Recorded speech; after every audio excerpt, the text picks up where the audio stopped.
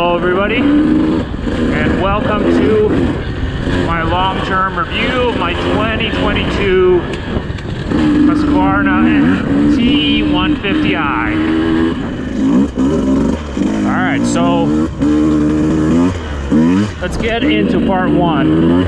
So 60-second summary of the 100 hours on this bike. I will say the things that kind of really jump out to me about this bike is how easy it makes everything. So it's got very, very natural handling. The power is really linear and predictable, so you can just really play around with it.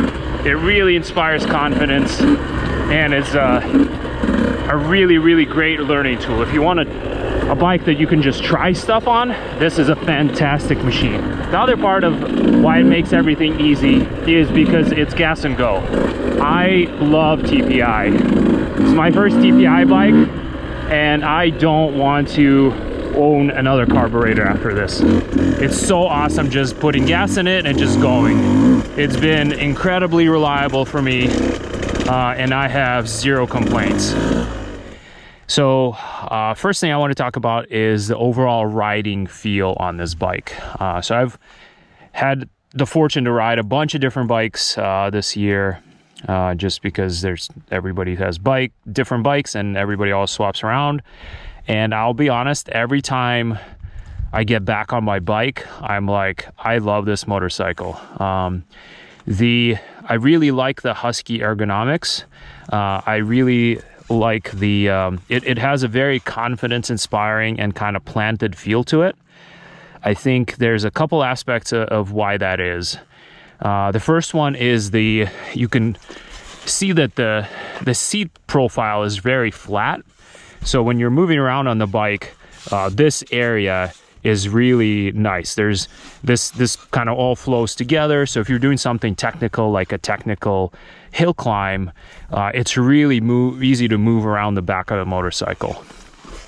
And then the other aspect to it is that it is a little bit lower to the ground. So Husqvarna did a bunch of changes to the chassis in 2020, where they focused on getting the seat height a little bit lower. And at the same time, it's not, so it's lower than a KTM. It's definitely noticeable.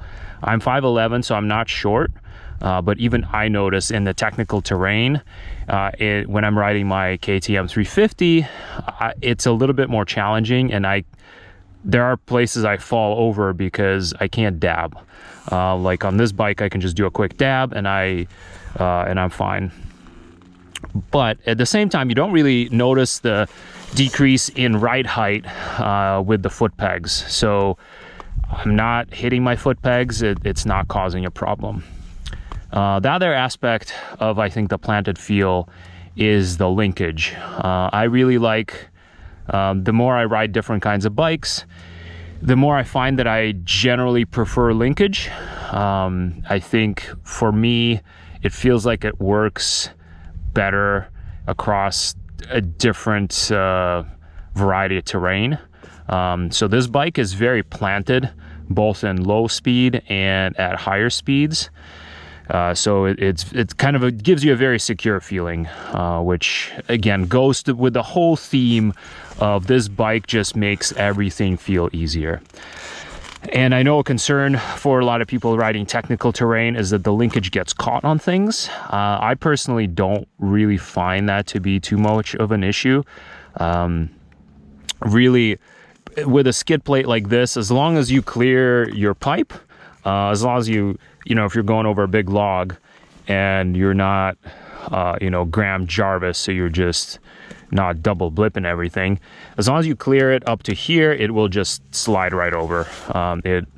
It's not been an issue for me. I haven't really noticed a huge difference between this and the KTM personally. So then obviously also being a 150, the other aspect of this is the bike feels very light. It feels very light, very nimble.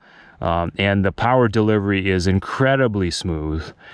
So it's got enough torque that you can tackle obstacles. Again, see part 0 of this video where we go a little bit more in depth into the power aspect of things. But it's not scary, so you're not going to get into that really gnarly power band of something like a 300 that just wants to loop out.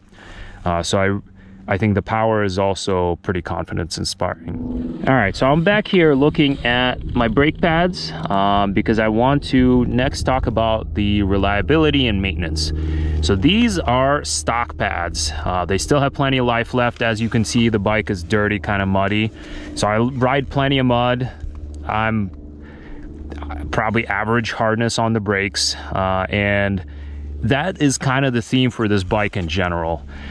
I've had 0 problems with it as far as reliability. The only thing that I've had to replace is one spark plug, as far as things that are not regular maintenance. So obviously tires, gear oil, air filters, fork oil preventatively. These are still the stock fork seals at 100 hours, not leaking or anything.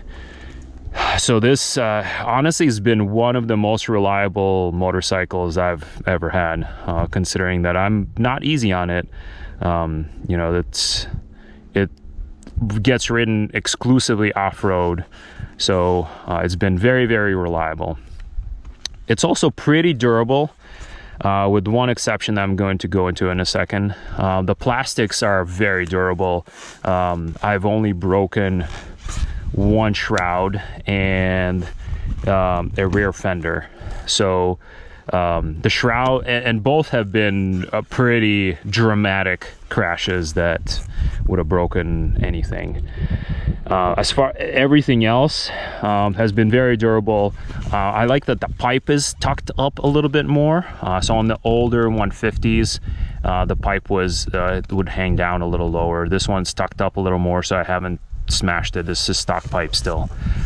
So the only durability issue I've had are the subframes. So it's a 2-piece composite subframe, which basically just means plastic. And it might be because it was very cold outside, but I have managed to crack both sides. And then it's pretty expensive to replace. I've heard of people that have never had problems with it. I have, so it's unfortunate. If you don't ride a bunch of hard enduro type of stuff where you're throwing your bike down hills, it's probably not an issue.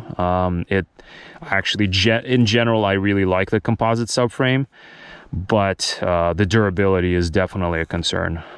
It's just not as strong as an aluminum one. It just really isn't.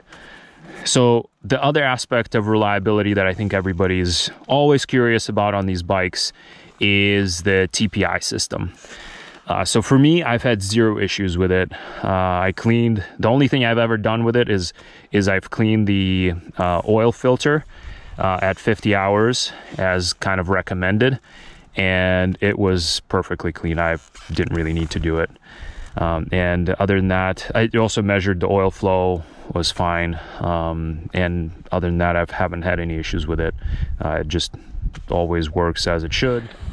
And aside from that, like I was saying, everything is pretty much stock. This chain is stock, the bearings are stock, everything is in great shape. I think it really shows that Husqvarna, maybe KTM in general, they really use high quality components everywhere. So stuff just lasts a long time, which is really awesome. I mean, when you buy a brand new motorcycle and you can just not really do much with it for 100 hours, that's pretty great. And honestly, that's the way it should be. So I'm very happy with that. And the last honorable mention is the airbox. It is a little bit of pain to get into just because it's so tightly closed.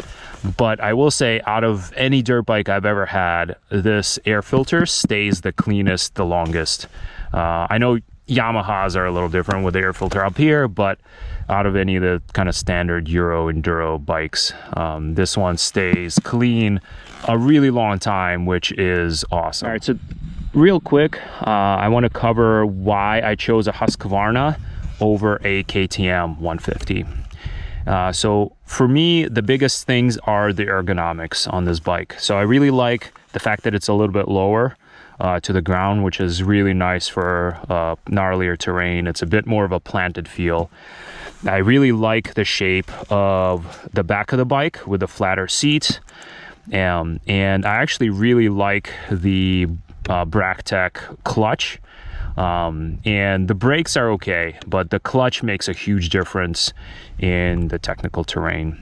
And finally, the other aspect is I honestly just love the Husky looks. I really like the white. I think KTM's look nice too, but I really like the white and gray look. I like the black rims. You had a couple little black pieces here and there, and this bike just looks really nice. So the main pros are that it is really easy and fun to ride. It's super confidence inspiring. It's just everything about this bike just screams easy. Which brings us to the second part, which is the ergonomics.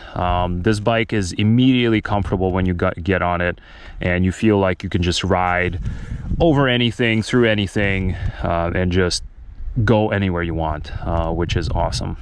I really like the engine. I really like the fact that it's super linear. It doesn't stall very easily, and the power is just very predictable.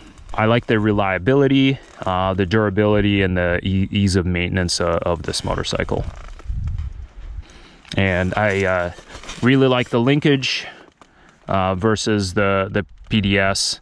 It's a little bit of a personal preference, but to me, I really like the versatility of the linkage. And I like the suspension in general. I know some people aren't into the Explorer, but I think for a C, maybe low B rider like myself, I really like the stock Explorer. It works very well for the kind of riding that I like to do. And let's jump into the cons, because there definitely are some things to pick apart on this bike. The composite subframe, I love the feel of it. I like working on it. I don't like the durability of it. The other aspect actually is related to the engine. I wish this engine was counterbalanced. It doesn't vibrate very much because it's a pretty small engine, but it is noticeable if you go back and forth between a KTM 250 or 300 and this bike. This does vibrate substantially more. And on that note, it's obviously also not as much power as a 250 or 300, which is great because it feels really light, but the downside is that if you really need to tractor through stuff, or if you're trying to ride it quickly at a race or something, this bike requires a lot more work and requires a lot more shifting. Which brings us to the final con that I have about this bike, which is the transmission. I am not in love with pretty much everything about the transmission on this bike. I don't like the ratios particularly. I think that first gear is a little bit too low, second gear is a little too high, and the sixth gear is too low. The other aspect of the transmission that kind of sucks is it's not a very smooth shifting transmission. It doesn't matter if there's fresh oil in there and I run the recommended Motorex stuff, or I thought it would break in and get a little better, and it did, but it's still pretty notchy compared to almost any other bike I've ridden. So you have to be pretty deliberate on your shifts, especially if you're trying to shift aggressively. All right, guys, so these are my thoughts after having this TE150 for 100 hours. As I said, I really like this bike. I think it's a fantastic tool to learn to be a better rider, or just to play around, or to race, or to really do anything. I think it's an amazing, confidence inspiring, easy to ride motorcycle, and I really like it. So hopefully you found this video helpful. As I said, part 2 and part 3 will be coming out, diving a little bit deeper into each part of the bike, suspension, engine, and so on, as well as I'll show you what the inside of the engine looks like when I crack it open to change the piston. So hopefully you enjoyed this. If you have any questions, definitely feel free to leave a comment, and I hope you guys are getting some riding in this winter. And if you're not, then hope you enjoy this video.